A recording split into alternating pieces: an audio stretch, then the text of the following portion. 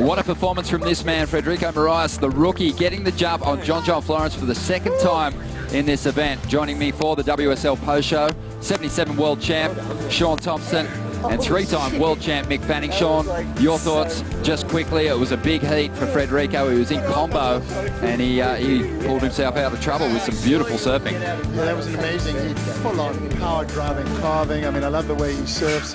I actually thought on that first turn he over-rotated and he kind of slid, and I thought the judges might pull back on the score, but he really enabled. I mean, he links together huge sequences of maneuvers. He got a searing bottom turn, that beautiful carve off the top. I mean, that's definitely his money turn, and you know, he can be proud of himself taking down like the hottest guy in the world right now. Amazing, yeah, and John wasn't holding back in that heat. Mick Fanning, your thoughts on the exchange? Fred's a really popular guy. He had to do something different on that last wave. He threw fireworks at the first section. Yeah, definitely. You know, obviously if you're going to get a 10 doing turns, then that first one has to be huge. And you know, Fred's a big guy. He's got a big frame, so he can whip that board around. You know, as we'll see right here, he just jammed straight up into it, and he lost his fins there, but somehow landed it, and you know, almost a mistake just turned into pure beauty. I think the great thing about Frederico surfing at the moment, aside from having great wave selection, is he's motoring down the line here, Shaun, with so much speed, and it's just sending so much water out when he lays that board over. Yeah, he seems to get a lot of drive off that bottom turn. I mean, he can go straight up or he can go down the line on the wall. I mean, his board fits into that wall at Jbay absolutely perfectly, getting, I mean, so much speed.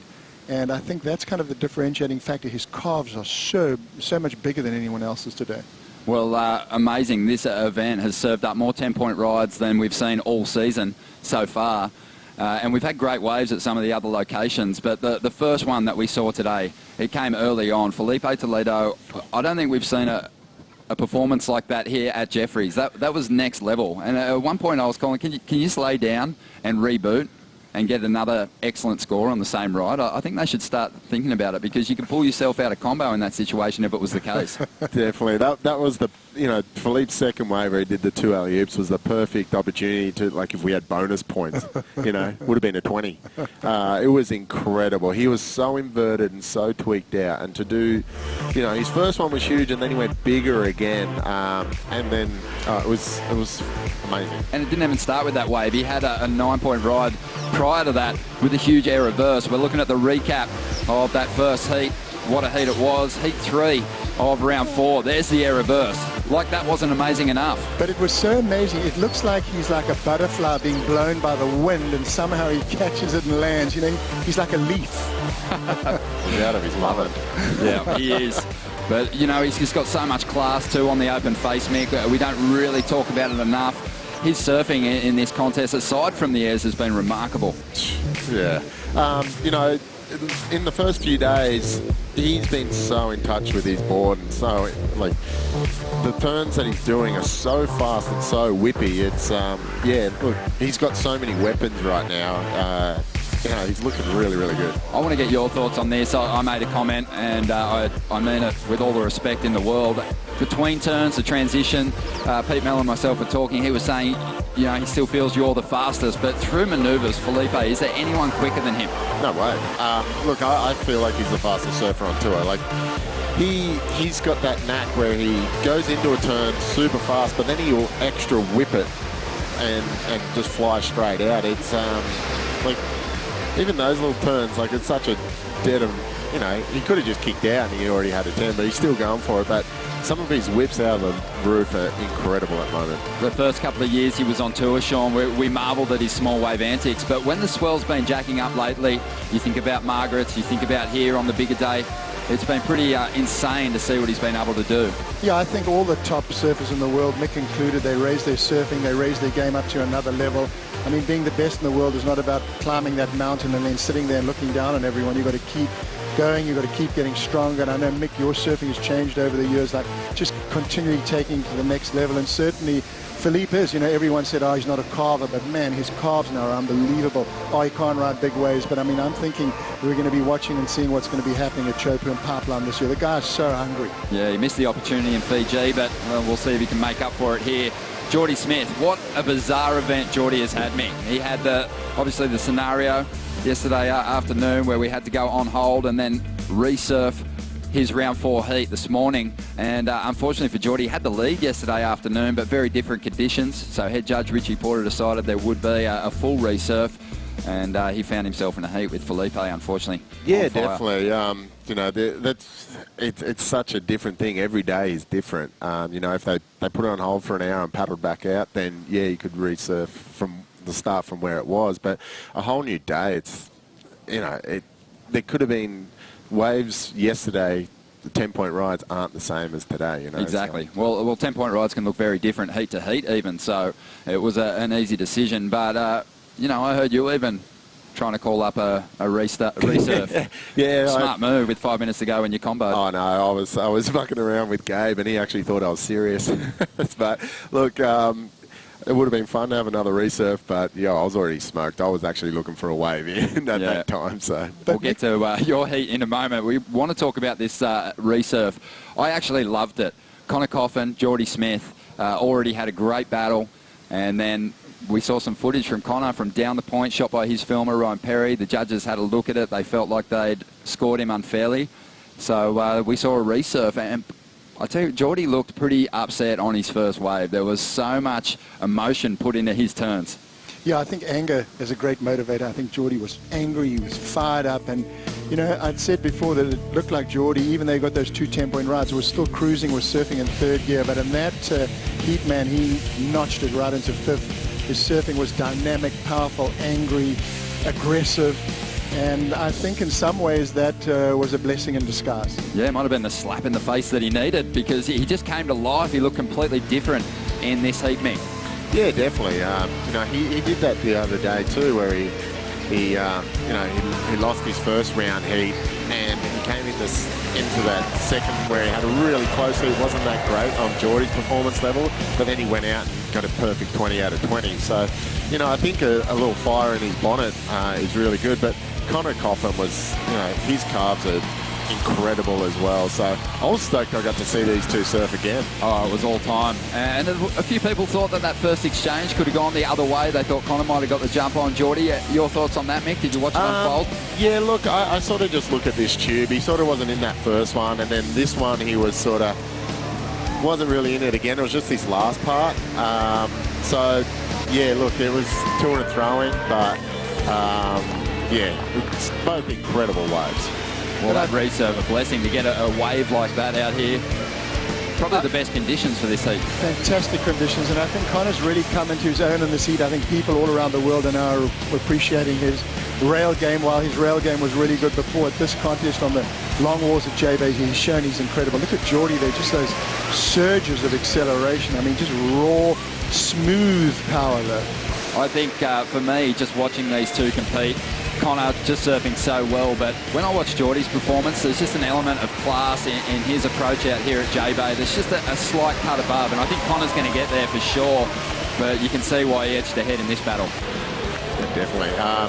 You know, Jordy's got so many weapons on the face here. He has that big carve, he has the big drop wallet, and then he has those 50-foot long floaters. And the tube's not too bad either. No. You just stand there for those, don't you? But, yeah, I feel like Jordy, when he is on our Jbay, there's not many people that can match him.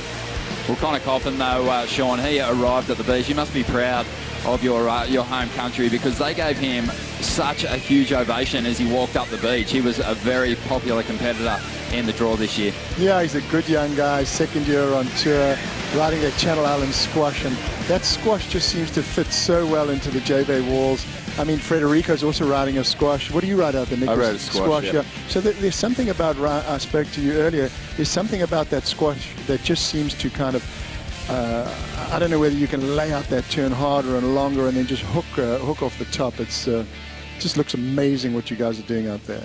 Well, let's get to your quarterfinal matchup, Mick. It didn't go to plan. What went wrong, mate? Yeah, look, at the start we sat there for a good 11, 12 minutes, and you know, I was sort of thinking, watching Jordy and Connor's heat, I thought it was just going to be non-stop. So I wasn't too fast. I thought it was going to start up again. And then for me, I on my first wave, I picked the wrong turn at the right time, at the wrong time, and then yeah, did it again. I got a lip in the head on my second wave and kneed myself in the face, but that happens. But look, Gabe's, look how good he's surfing at the moment. He's thinned out his rails a little bit, and I think he's getting more bite. And I felt like for a little while there he was a bit flat on the water, but now he's got that more bite. He's back to his old self again. He's quarterfinaled here a few times now, and finally into the semi-finals. I've said it a couple of times. I hadn't thought until this year that he'd really figured this wave out, but now he seems to be taking a bit more time between his turns, and when he lays one down, it's a bigger statement. It's done with a lot more oomph. Yeah, definitely.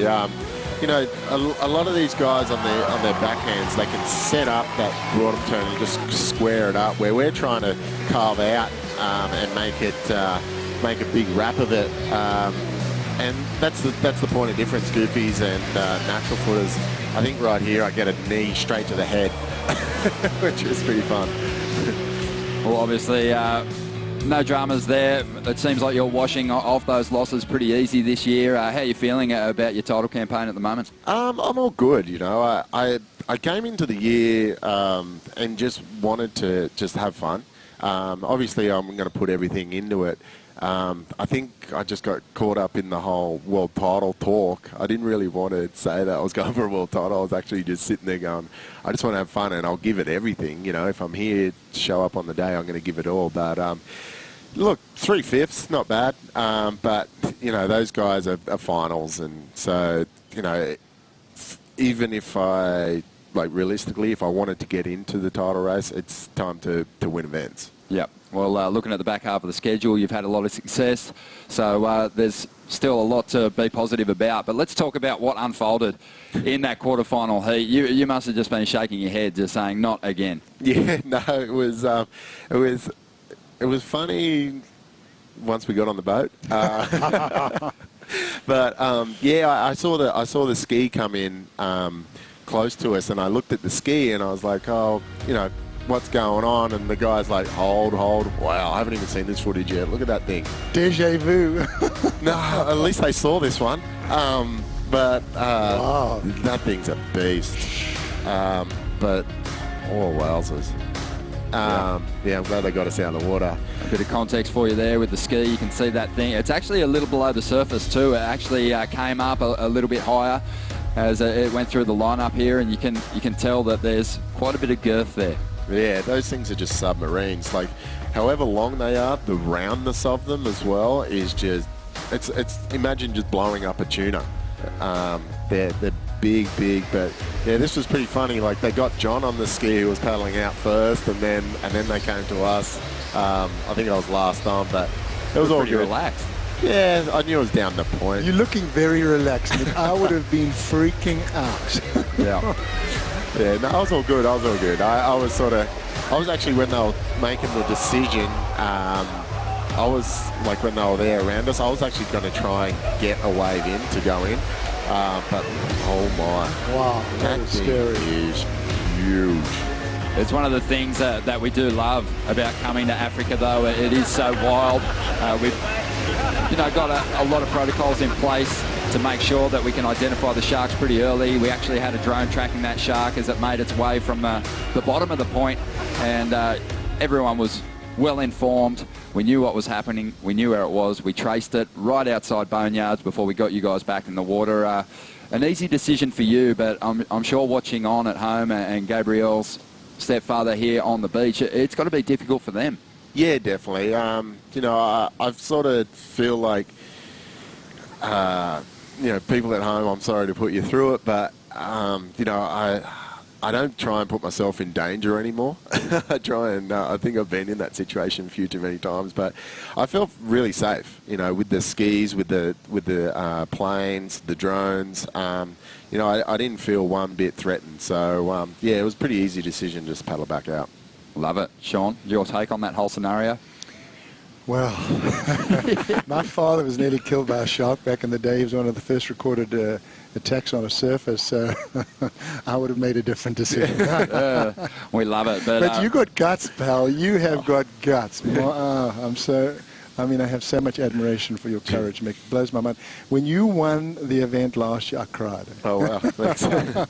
We love it. It was a really interesting day, a lot going on. We haven't even mentioned the boat that buzzed the lineup, escaping a set wave earlier on. But we did see a magic performance to round out today. Frederico Morais getting an upset victory over John Florence. He's with Rosie Hodge. Well, Frederico Morais, I can't say that I'm surprised. You did it in the round 4 heat against John John, but now when you had to pull out all the stops, you kicked it into another gear. Did you feel like your surfing reached a new level? Well, I guess so. Well, the scores said that.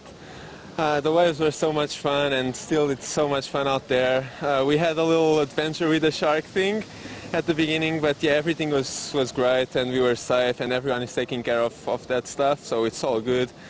And yeah, I feel like every time I surf against Shaun, we have some really close hits and some really tough hits. And yeah, this time he had me on the ropes till the last few minutes, and I had priority, and I guess I used it well.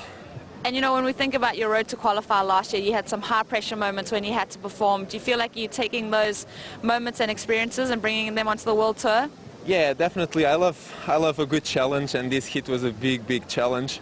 And we both had 9s. He had me comboed for most of the half of the hit, and then I came back. So it was a really tough challenge, but I loved it, and into the semis. And you were sitting on that boat while they were deliberating whether to go in the water. They had spotted the shark in the lineup. So how did that affect you going into the heat, if at all? I'll be really honest. I hate sharks. We don't have to worry about that in Portugal, so I'm not used to that. And Dog just told me he was making bets saying that I wasn't gonna get out of the boat. But yeah, we were safe, and everyone said. And everyone said it was all good, and well, we just surfed and it was fun. And once you're so focused on the heat and so focused on doing your thing, you just don't think about that.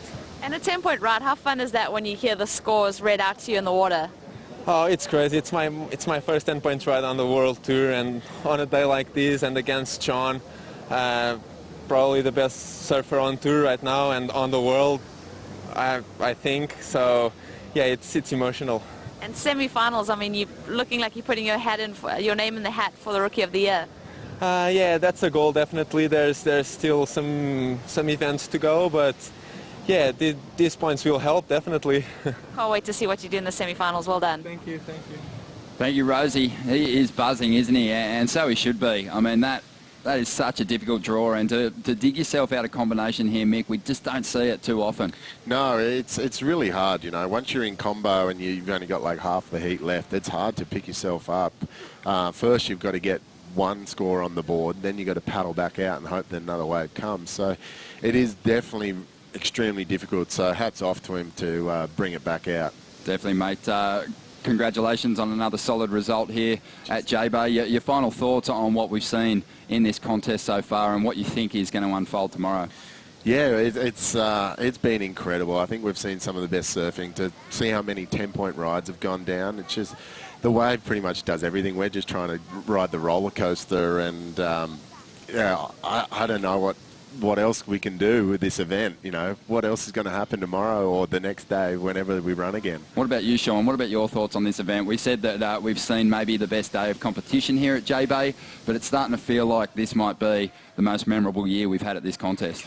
Well, I think today felt like about a week long. There's so much incredible stuff happened today, and I'm just so looking forward to the rest of the competition. I think people are going to be riveted by the Jordy Filipe Toledo heat. That's going to be just incredible. And what I love about this event, it's like performance, power, carving, surfing has been taken to the next level. And then Filipe threw that air game in there, which was completely unexpected. So Jbay is just being ridden differently right now at this event. Bring it on. Well, we can't wait to kick off the quarterfinals. It could be happening early tomorrow morning, so make sure you tune in.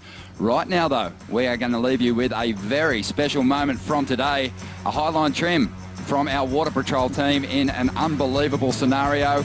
Somehow, they didn't go over. That is incredible. Ridiculous stuff. This is about the time, Shaun, when the second motor kicks in. Yeah, when he jams it, they would have gone over if he didn't jam it. That guy got some guts. Hammer time to the channel. We'll see you tomorrow morning to kick off finals day.